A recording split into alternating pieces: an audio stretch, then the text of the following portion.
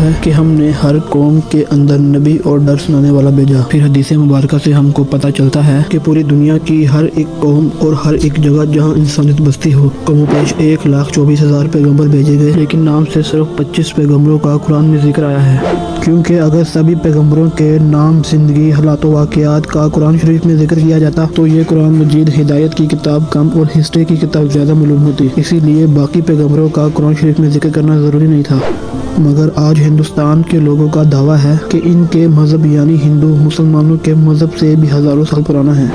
اور نہیں ہندوستان کی سرزمین پر کوئی پیغمبر بھیجا گیا۔ ان کے پاس بھی قرآن کریم ہی کی طرح بھگوان کی طرف سے بھیجی گئی کتابیں ویداس کی صورت میں موجود ہیں،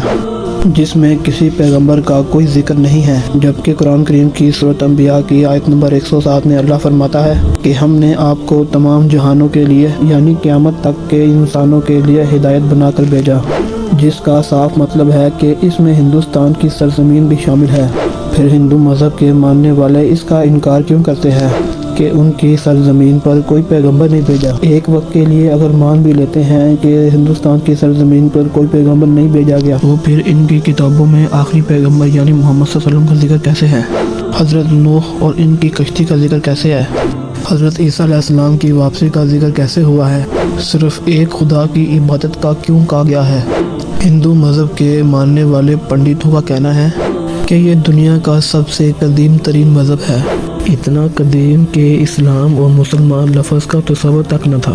جو کہ صحیح بھی ہے کیونکہ بت پرستی کا آغاز اسی دن سے ہو گیا تھا جب حضرت آدم علیہ السلام کے بیٹے قابیل نے حابیل کو قتل کر دیا اور ان سے الگ ہو کر بت پرستی میں مبتلا ہو گیا۔ حضرت ابراہیم علیہ السلام کی قوم بھی بت پرست تھی اور صرف بتوں کو ہی اپنا خدا مانتی تھی۔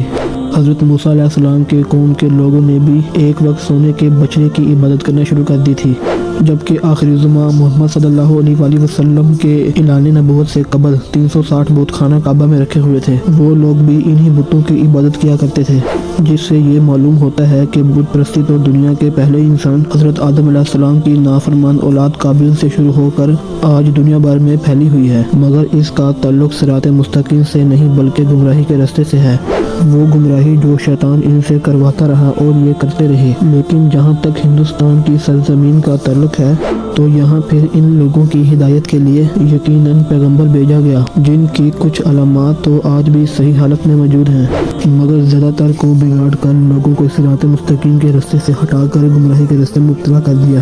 کیونکہ ان کی کتابوں میں بھی صرف ایک خدا کی عبادت کا حکم دیا گیا ہے اور بتایا گیا ہے کہ خدا کا کوئی شریک نہیں، وہ ایک ہے، اس کی کوئی اولاد نہیں، مگر پھر بھی ان کی مورتیاں بنا کر اور اس کے شریک خدا بنا کر ان کی پوجا کی جاتی ہے، اور اب تک ہندو مذہب میں چھوٹے بڑے ملین خدا بن چکے ہیں۔ میں امید کرتا ہوں کہ یہ ویڈیو آپ کو پسند آئی ہوگی۔ ملتے ہیں اگلی ویڈیو میں، تب تک کے لیے اللہ حافظ۔